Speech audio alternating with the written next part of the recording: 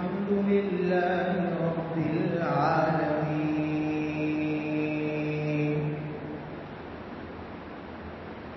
والعاقبة للمتقين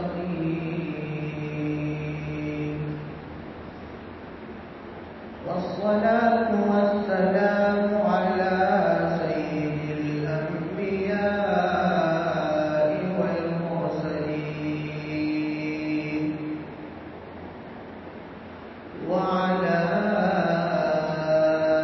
آله وأصحابه أجمعين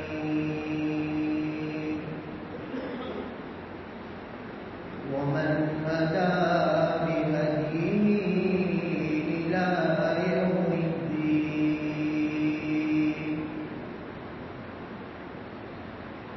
أما بعد فقد قال الله تبارك وتعالى في كتابه المجيد: أعوذ بالله من الشيطان الرجيم. بسم الله الرحمن الرحيم. إن الله وملائكته يصلون على النبي يا أيها الذين آمنوا صلوا عليه وسلموا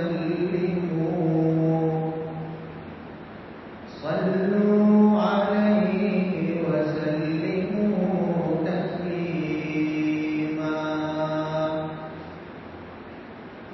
وعن عبد الله بن مسعود رضي الله تعالى عنه قال: قال رسول الله صلى الله عليه وسلم: إن أولى الناس بي يوم القيامة أكثرهم علي صلاة، أو كما قال عليه الصلاة والتسليم. صدق الله العظيم وصدق رسوله النبي الكريم، ونحن على ذلك لمن الشاهدين والشاكرين، والحمد لله رب العالمين.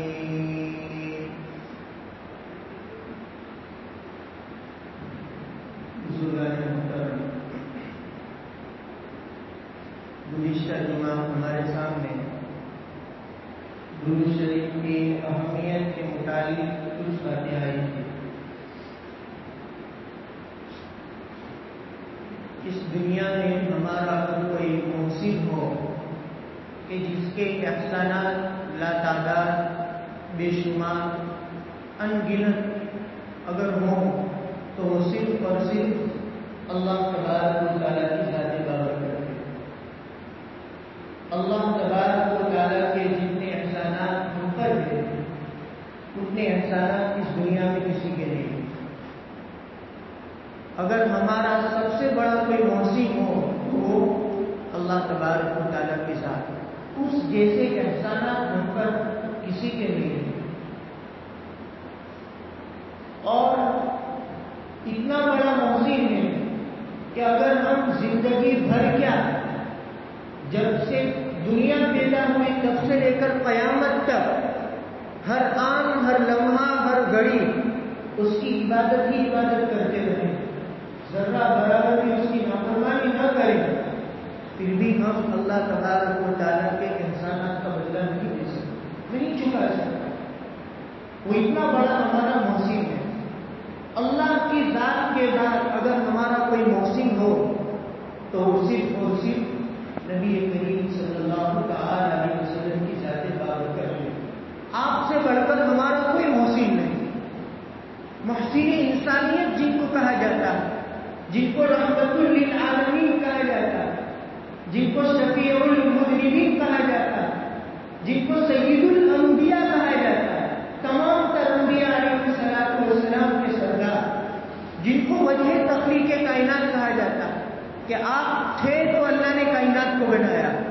اگر میرے اور آپ کے نبی محمد رسول اللہ صلی اللہ علیہ وسلم کو دنیا میں بھیجنا مقصود نہ ہوتا تو اللہ تبارک و تعالیٰ اس کائنات کو بھی وجود میں بخشتے.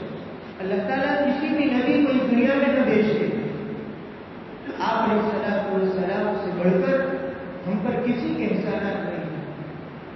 اور پوری زندگی اگر ہم آپ کی اطاعت کرتے رہے پھر بھی ہم آپ کے احسانات کا بدلہ نہیں چکا سکتے. اتنے بڑے ہمارے محسن ہیں صلی اللہ تعالی علیہ وسلم. اسی لیے علماء نے لکھا ہے کہ اس دنیا میں اگر ہمارا کوئی بڑے سے بڑا خیرخواہ ہو تو وہ صرف اور صرف اللہ کے نبی کی ذات ہے. اللہ کے بعد نہ باپ ہمارا محسن ہے، نہ ماں ہماری محسنہ ہے، نہ کوئی رشتے دار، نہ بھائی بہن ہمارے محسن ہیں. اصل محسن کوئی ہے اللہ کے بعد وہ نبی کریم صلی اللہ علیہ وسلم کی ذات بابرکت ہے. انہوں نے قربانیاں دی، انہوں نے ہماری خاطر دعائیں کی، انہوں نے ہماری خاطر اللہ تبارک و تعالیٰ کے سامنے سجداریز ہوئے. تب جا کر آج ہم اور آپ اس دنیا کے اندر موجود ہیں. تب جا کر آج ہم اور آپ اس دنیا کے اندر پانی کا ایک گھونٹ پی سکتے ہیں اور کھانے کا ایک لقمہ کھا سکتے ہیں. اگر اللہ کے نبی صلی اللہ علیہ وسلم کی ذات بابرکت نہ ہوتی تو ہم بہت سارے انعامات سے محروم ہو چکے ہوتے. یہ بھی اللہ کا فضل و کرم ہے کہ اللہ نے امت محمدیہ میں ہمیں پیدا کیا. اگر اللہ کسی اور امت میں ہمیں پیدا کرتا تو ہم بہت سارے انعامات سے محروم ہو جاتے، بہت سارے فضائل سے، بہت سارے انعامات سے ہم محروم ہو جاتے. لیکن یہ اللہ کا فضل و کرم ہے، اس پر اللہ کا شکر ادا کرنا چاہیے کہ اللہ تعالیٰ نے امت محمدیہ میں ہمیں صاحب ایمان والا بنا کر اللہ نے زندہ رکھا. یہ اللہ کا فضل و کرم ہے، اس پر اللہ کا شکر ادا کرنا چاہیے. جب آپ علیہ السلام کے احسانات ہم پر ہیں، عقل مندی کا تقاضا اور شریعت کا تقاضا تو یہ ہے کہ ہر جزا احسان احسان کہ احسان کرنے والوں کے ساتھ احسان کا معاملہ کرنا چاہیے. بلکہ شریعت نے تو یہاں تک کہا ہے کہ جو برائی کا معاملہ کرے ان کے ساتھ بھی احسان کا معاملہ کرو. جبکہ قرآن کی تعلیمات تو یہ ہے کہ کوئی آپ کے ساتھ برا سلوک کرے تو پھر بھی آپ ان کے ساتھ اچھا سلوک کرو. قرآن کی تعلیمات تو یہ ہے. لیکن آپ علیہ السلام کے ہمارے ساتھ جو احسانات ہیں وہ اچھے احسانات ہیں. تو ظاہر سی بات ہے حضور کے احسانات کا ہمیں بدلہ دینا چاہیے. آپ کے احسانات کا سب سے بڑا بدلہ تو یہ ہے آپ علیہ السلام کی ایک سنت کو زندہ کیا جائے. آپ علیہ السلام کی سیرت طیبہ کو اپنی زندگی میں اجاگر کیا جائے. آپ علیہ السلام کے پاکیزہ طریقوں کے مطابق زندگی گزاری جائے.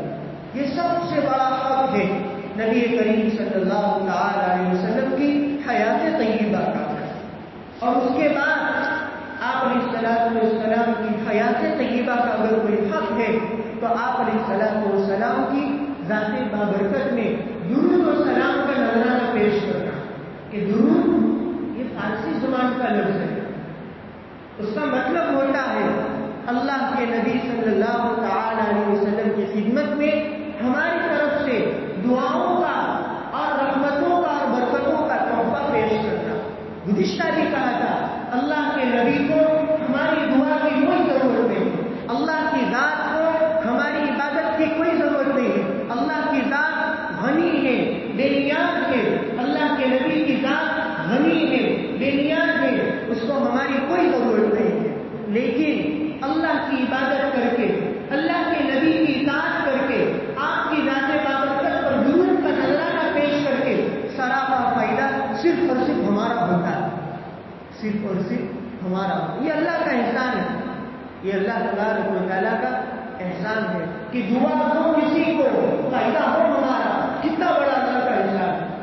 اسی لیے گریش صاحب کے سامنے روایت پیش فرمائی تھی کہ ایک مرتبہ اگر کوئی درود سچے دل کے ساتھ، خلوص قلب کے ساتھ پڑھتا ہے، اللہ تبارک و تعالیٰ 40 طرح کی انعامات سے نوازتا ہے.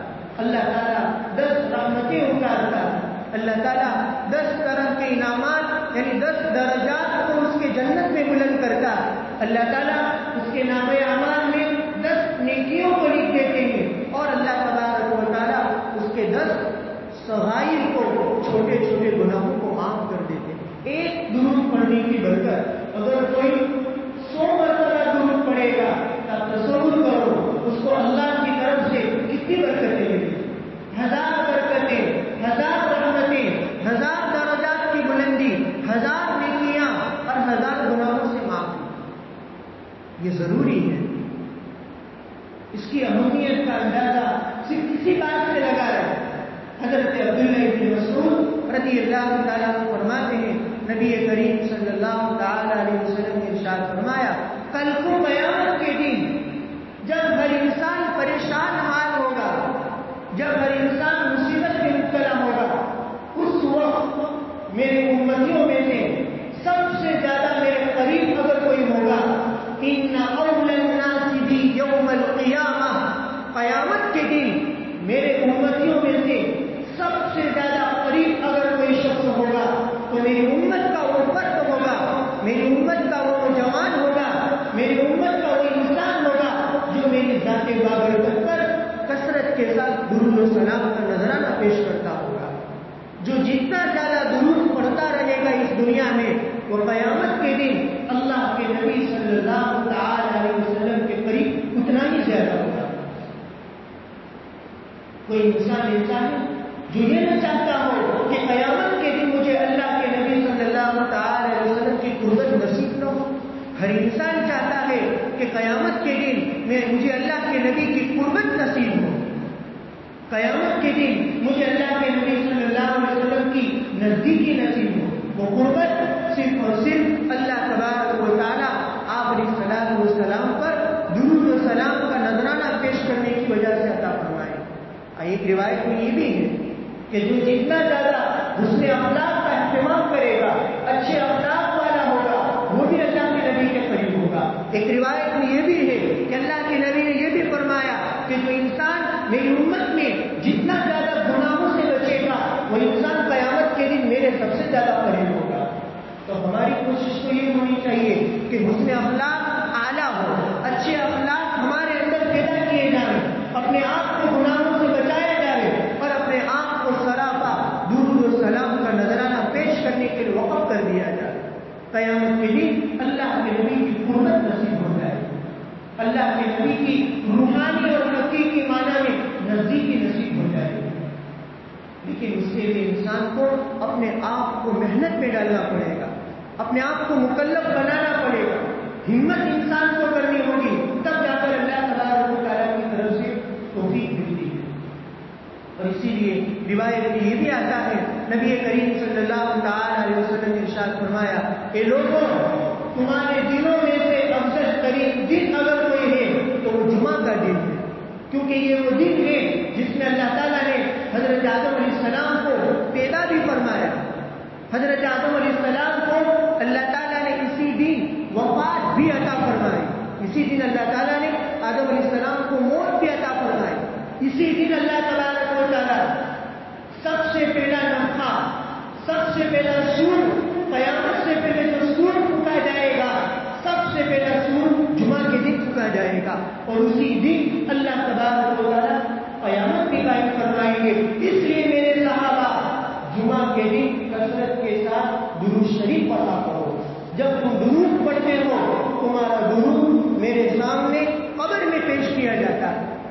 جب صحابہ نے یہ سنا کہ جمعہ کے دن درود پڑھنے کی برکت یہ ہوگی کہ ہمارا ایک ایک درود اللہ کے نبی کے سامنے پیش کیا جائے گا، اس وقت حضرات صحابہ نے سوال کیا کہ اللہ کے نبی آپ تو قبر میں چلے جائیں گے، قبر کی مٹی تو کسی کو بخشتی نہیں ہے، قبر کی مٹی تو ہر انسان کے جسد کو، ہر انسان کے جسم کو، ہر انسان کی کھال کو کھا کر ختم کر دیتی ہے۔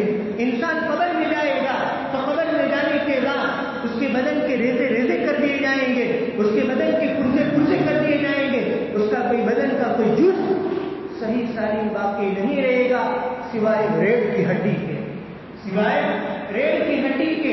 روایت میں آتا ہے کہ ریڑھ کی ہڈی کو اللہ تبارک و تعالیٰ قبر میں صحیح سالم باقی رکھتے ہیں، اسی سے اللہ تبارک و تعالیٰ قیامت کے دن ہر انسان کو پیدا فرمائیں گے۔ حالانکہ اللہ کی ذات اس کی بھی محتاج نہیں ہے. وہ تو کن فیکون کا مالک ہے. جیسا انسان تھا ویسا انسان اللہ تبارک و تعالیٰ پیدا کر سکتے ہیں. لیکن یہ تو فرشتوں کی علامت کے لیے اللہ تبارک و تعالیٰ قبر میں ریت کی ہڈی کو باقی رکھتے ہیں. تو آپ بھی قبر میں جائیں گے, آپ بھی رضا رضا ہو جائیں گے. تو اس وقت اللہ کے نبی صلی اللہ علیہ وسلم نے ایک اہم جملہ فرمایا جو ہمارا اور آپ کا عقیدہ ہے. آپ علیہ السلام نے فرمایا ان اللہ تبارک و تعالی حرم علی الارض ان تأکل اجساد الانبیاء. اللہ تبارک و تعالی نے زمین کے لیے حرام قرار دیا ہے کہ وہ دنیا میں آنے والے پیغمبروں میں سے کسی بھی پیغمبر کا جسد مبارک کو کھائے.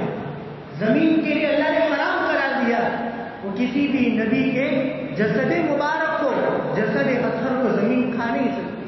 اس لیے ہمارا عقیدہ ہے ہر نبی اپنی قبر اطہر میں, اپنی قبر مبارک میں حیات ہے, زندہ ہے. ہر نبی اپنی قبر میں زندہ حیات ہے. جب ہم کسی بھی نبی کی قبر کے پاس جاتے ہیں تو وہ نبی ہمیں دیکھتا ہے اور ہمارے صلاۃ و سلام کو سنتا ہے. ہمارا عقیدہ. اس لیے اللہ کے نبی نے کہا کہ اگر سے میں قبر میں چلا جاؤں لیکن قبر میں تو میں زندہ رہوں گا, قبر میں میں حیات رہوں گا. قبر میں اللہ تعالیٰ مجھے نمازوں کے پڑھنے کا موقع عطا فرمائیں گے. قبر میں بھی اللہ تعالیٰ مجھے عبادت کا موقع عطا فرمائیں گے. اور ہاں, میرا بندہ جو کوئی درود پڑھے گا تو میری قبر اطہر کے اندر ایک فرشتہ ہے جو ہر انسان کے درود کو میرے سامنے پیش کرتا, اس کے نام کو لے کر, اس کے والد کے نام کو لے کر. گویا روایت میں تو یہاں تک آتا ہے اللہ تعالیٰ نے ایک ایسا فرشتہ پیدا کیا, اللہ تبارک و تعالیٰ نے ایک ایسا فرشتہ پیدا کیا جس کو آدم علیہ السلام سے لے کر قیامت تک آنے والی ساری کی ساری انسانیت کے نام اللہ تعالیٰ نے پہلے سے یاد کروا دیے. گویا اللہ کو یہ بھی پتا کہ کس کے وہاں کیسی اولاد ہوگی, نرینہ ہوگی کہ نر, مذکر, مؤنث, کون سی اولاد ہوگی, اور اپنے بچے کا کیا نام رکھے گا. اللہ تعالیٰ نے سب کچھ دے کر رکھا. اللہ تعالیٰ نے اس فرشتے کو ساری کی ساری انسانیت کے نام یاد کروا دیے.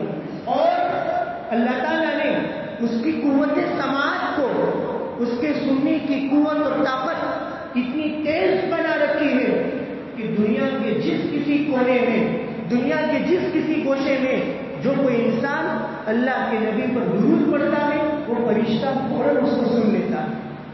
وہ فرشتہ فوراً اس کو سن لیتا اور سننے کے بعد آپ علیہ السلام کی قبر اطہر میں اس کو فوراً پیش کر دیتا ہے. اور وہ فرشتہ کہاں رہتا ہے؟ وہ فرشتہ آپ علیہ السلام کے روضے مبارکہ کے پاس ہی رہتا ہے. بس وہ وہیں بیٹھا رہتا ہے ہر وقت, ہر آن, ہر گھڑی, قیامت تک. اس کا کام یہی کہ دنیا بھر میں جو کوئی درود پڑھتا ہے اس کو فوراً سن لیتا اور آپ علیہ السلام کی خدمت میں اس مبارک درود کو پیش کر دیتا ہے اس کے نام کے ساتھ, اس کے والد کے نام کے ساتھ. اب تصور فرمائیں وہ لوگ جو ہزاروں مرتبہ اللہ کے نبی صلی اللہ علیہ وسلم پر درود بھیجتے ہیں, ان کی وہاں برکتوں کا کیا عالم ہوتا ہوگا. آپ علیہ السلام اس شخص سے کتنے خوش ہوتے ہوں گے. اس سے آپ علیہ السلام یہ ترغیب دینا چاہتے ہیں کہ میرے مرنے کے بعد بھی تمہارا درود میرے سامنے پیش کیا جاتا ہے. اسی لیے ہمارے گھر کا کوئی بچہ ایسا تو باقی رہنا ہی نہیں چاہیے جو جمعہ کے دن کم سے کم 300 مرتبہ درود نہ پڑے. یہ پابند بناؤ اپنے بچوں کو, اپنی اولاد کو, اپنی بیوی کو, اپنی ماں حیات ہو تو ماں کو, باپ کو, سب کو مکلف بناؤ کہ کسی کا جمعہ کا دن اس طرح ضائع نہ ہو جائے کہ وہ 300 مرتبہ درود نہ پڑھ سکے. اس لیے آپ علیہ السلام کو فرماتے ہیں میرا وہ امتی برباد ہو جائے جس کے سامنے میرا نام پیش کیا جائے اور وہ درود نہ پڑے. اس سے آپ اندازہ لگا سکتے ہیں. آج ہم ہمارا حال صرف دیکھ لیں, ہمارا حال دیکھ لیں کہ ہم کیا صرف جمعہ کے دن بھی درود پڑھتے ہیں کہ نہیں. حالانکہ آپ علیہ السلام کے احسانات کا تقاضا تو یہ کہ ہر دن انسان کم سے کم 300 مرتبہ درود پڑھے, اور جب جمعہ آئے تو زیادہ سے زیادہ کی کوئی مقدار نہیں, کم سے کم 3000 مرتبہ تو پڑھے. یہ اعلیٰ درجہ ہے. لیکن انسان اس سے غفلت میں ہے. آپ کے احسانات کو ہم بھول چکے ہیں کہ آپ کے کیا کیا کے احسانات ہیں تو ہم حیات ہیں، اگر آپ کے احسانات نہ ہوتے تو ہم اس دنیا میں زندہ بھی نہ ہوتے۔ اور اسی میں اللہ تبارک و تعالیٰ نے اس امت کے لیے برکتوں کو اور رحمتوں کو رکھا۔ اسی لیے ایک مرتبہ حضرت ابی بن کعب رضی اللہ تعالیٰ نے اللہ کے نبی سے فرمایا کہ اللہ کے نبی میں ہر وقت دعا مانگا کرتا ہوں، ہر وقت میں دعا مانگا کرتا ہوں، دعا کے لیے میں نے کافی حد تک وقت مقرر کر رکھا۔ اگر میرے دل میں یہ تقاضا پیدا ہوا کہ میں اگر وہ وقت آپ کی ذات بابرکت پر درود بھیجنے کے لیے مختص کر لوں تو خاص کر لوں تو حضور کتنا وقت طے کروں؟ آپ علیہ السلام نے فرمایا ماں شئت، جتنا چاہو اتنا وقت طے کرو۔ حضرت ابی بن کعب نے کہا اللہ کے نبی 1/4 وقت طے کروں، 1/4 وقت طے کروں، یعنی جتنا وقت میرا دعا کا ہے اس میں سے 1/4 حصہ میں آپ پر درود بھیجنے کے لیے مختص کر دوں۔ اللہ کے نبی نے فرمایا وما شئت وإن زدت فهو خير لك، اگر اور بڑا ہو تو بہت اچھا ہے، تم جتنا چاہو۔ حضرت ابی بن کعب نے کہا اللہ کے نبی پھر تو میں 1/3 آدھا وقت پورا آپ پر درود بھیجنے کے لیے خاص کر دوں۔ آپ نے فرمایا وما شئت فإن زدت فهو خير لك، جتنا چاہو اتنا وقت طے کرو، تمہارے لیے تو بہتر ہی بہتر ہے۔ پھر حضرت ابی بن کعب نے کہا حضور پورے کے پورے وقت میں سے 2/3 کا وقت خاص کرو۔ پھر آپ نے فرمایا وما شئت فإن زدت فهو خير لك، جتنا چاہو اتنا وقت طے کرو، تمہارے لیے تو بھلائی بھلائی ہے۔ پھر حضرت ابی بن کعب نے فرمایا حضور میں جتنا وقت دعا کے لیے صرف کرتا ہوں وہ پورا کے پورا وقت صرف اور صرف آپ کی ذات بابرکت پر درود پڑھنے کے لیے وقت کر دیتا ہوں۔ اس وقت اللہ کے نبی خوش ہو گئے اور اللہ کے نبی نے ابی بن کعب سے فرمایا اقرأهم للقرآن، حضرات صحابہ میں سب سے بہترین اگر کوئی قرآن پڑھنے والے تھے تو ابی بن کعب تھے۔ کثیر العبادت، کثیر الدعاء، مستجاب الدعوات ان کا شمار ہوتا تھا۔ حضرت ابی بن کعب نے جب یہ کہا اللہ کے نبی نے فوراً فرمایا اذن تکفی ہمک ویغفر لک ذنبک، ابی اس وقت تو اللہ تمہارے تمام تر ہموم کو، تمہاری تمام تر پریشانیوں کو دور کر دے گا اور تمہارے تمام تر گناہوں کو اللہ معاف کر دے گا۔ جو وقت دعاؤں کے لیے صرف کیا جاتا حضرت ابی بن کعب نے وہ وقت اللہ کے نبی کو درود بھیجنے کے لیے وقف کر دیا۔ تو اللہ کے نبی نے یہ بتلایا کہ گویا دعا مانگنے سے اللہ کے نبی پر درود بھیجنا افضل ہوا، اس کی برکت یہ ہوگی اللہ تمہاری تمام تر پریشانی کو دور کر دے گا۔ آج انسان پریشان ہوتا ہے تو انسان دائیں بائیں ادھر ادھر گھومتا رہتا ہے، اسے اللہ کے نبی کی تعلیمات یاد نہیں آتی۔ علماء نے لکھا جو انسان جتنی سخت سے سخت حالات میں مبتلا اور بڑے سے بڑے حالات میں مبتلا یا لا علاج بیماری میں مبتلا ہو، وہ کثرت کے ساتھ پابندی کے ساتھ اللہ کے نبی صلی اللہ علیہ وسلم پر درود و سلام کا نذرانہ پیش کر کے دیکھے، اللہ اس کی ساری پریشانی کو دور کر دے گا، اللہ اس کے سارے غموں کو دور کر دے گا۔ اسی لیے ایک روایت میں آتا ہے اللہ کے نبی نے حضرت رویفع بن ثابت رضی اللہ تعالیٰ عنہ سے فرمایا کہ رویفع ایک درود ایسا ہے کہ میرا کوئی بندہ ایک مرتبہ وہ درود پڑھے گا، قیامت کے دن اس بندے کے لیے میری شفاعت واجب ہو جائے گی۔ قیامت کے دن اس بندے کے لیے میری شفاعت واجب ہو جائے گی، یعنی قیامت کے دن اگر وہ جہنم کا مستحق بھی بن چکا ہوگا تو میں اللہ کے حضور اس کے لیے سفارش کروں گا، اے میرے پروردگار یہ میرا وہ امتی ہے جس نے دنیا کے اندر میری ذات بابرکت پر درود بھیجا، اس کو جنت میں داخل کر دیا جائے۔ صحابہ نے کہا حضور وہ درود ضرور بتلا دیجیے، وہ کون سا درود ہے؟ اس وقت آپ علیہ السلام نے فرمایا وہ درود یہ ہے اللہم صلی علی محمد، اللہم صلی علی محمد وانزلہ المقعد المقرب عندک یوم القیامہ، اللہم صلی علی محمد وانزلہ المقعد المقرب عندک یوم القیامہ، میرا امتی اگر یہ درود ایک مرتبہ پڑے گا اس کے لیے میری شفاعت واجب ہو گئی۔ کی ہے. یہ فضیلت تو اس کی بھی ہے جس میں ایک روایت میں آتا ہے جس نے میرے روزے کو دیکھا. من زار قبری فقط زارنی. جو مدینہ جائے, مدینہ جا کر میرے روزے کو دیکھے, میری قبر کو جس نے دیکھا اس نے مجھے دیکھا, جس نے مجھے دیکھا اس کے لیے قیامت کے دن شفاعت واجب ہو جائے. اب ہم تصور کریں کہ کون مدینہ جا چکے ہیں, کون اخلاص کے ساتھ مدینہ گیا ہے, جس نے اللہ کے حق میں مقدر رکھا وہ جا چکے. بہت سارے لوگ ایسے ہیں کہ جن کے مقدر میں بھی نہیں ہوگا, اور بہت سارے لوگ ایسے ہیں جو جا چکے ہیں لیکن اخلاص کے ساتھ نہیں گئے, دکھاوے کے لیے حج کیا, دکھاوے کے لیے عمرہ کیا, تو اس سے تو اللہ کے نبی قبر مبارک پر ہی ناراض ہو جاتے ہیں. سوکھا یہ میرے وہ امتی ہیں جو میرے روزے پر نہ آئے پھر بھی بہتر ہے. اسی لیے عزیزوں اپنے اوقات کو درود شریف کے لیے وقف کیا جائے. آج فتنوں کا دور ہے, اس دور کے اندر ہم جمعہ کے دن بہت لاؤبالی بن کے ساتھ جاتے ہیں. جمعہ ہفتے میں ایک دن اللہ تعالیٰ صرف دیتا ہے جمعہ کا, جس میں پورے کے پورے بھکتوں کی گناہوں کی معافی اللہ سے مانگنی چاہیے. یہاں تو وقت سے پہلے مسجد میں آنا چاہیے. زوال کا وقت ہو جائے مسجد پوری کے پوری بڑی ہونی چاہیے. ہماری قوم کا مزاج تو یہ ہے کہ جمعہ کے دن وہ کاروبار نہیں کرتے, تو پھر ہم کیا کرتے ہیں, مسجد میں جلدی آنا چاہیے. اس کی برکتیں اللہ تعالیٰ عطا فرماتا. جلدی مسجد میں آؤ, سورہ کہف کی تلاوت کرو. بتاؤ کون سورہ کہف کی تلاوت کرتا؟ اس لیے روایت میں آتا ہے حضرت علی بن ابی طالب رضی اللہ عنہ فرماتے جو انسان جمعہ کے دن سورہ کہف پڑھتا ہے اللہ تعالیٰ 8 دن تک ہر فتنے سے اس کو بچا لیتا ہے. حتیٰ کہ اگر دجال اکبر بھی نکل آیا اللہ اس کے فتنے سے بھی بچا لے.